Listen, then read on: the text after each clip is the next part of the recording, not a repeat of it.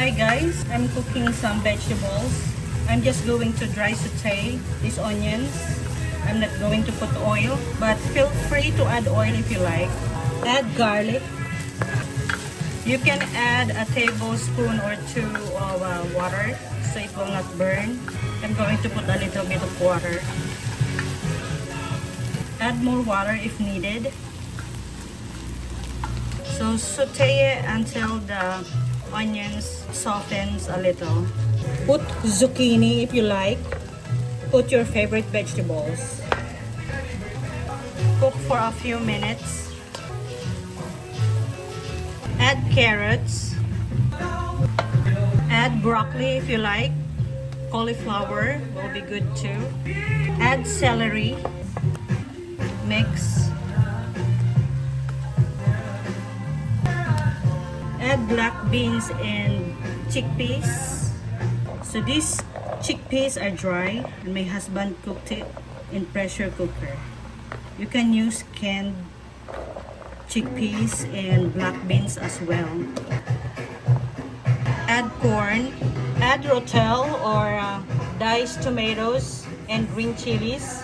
You can also use diced tomatoes or roasted tomatoes if you like. Just mix a little bit. Put seasonings you like. I'm gonna put these taco seasonings, 1 packet.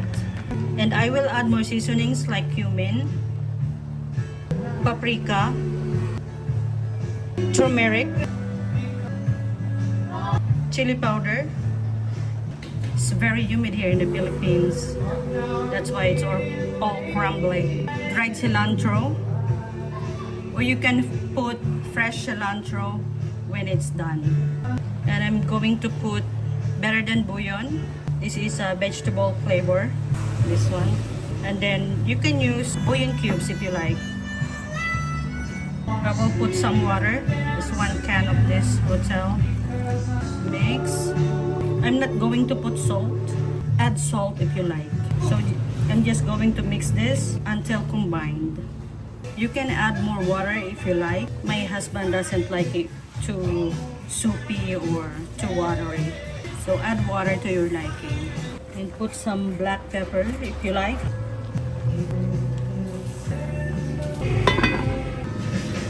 Mix once in a while. Add bell peppers and sliced chilies or jalapeno. Mix.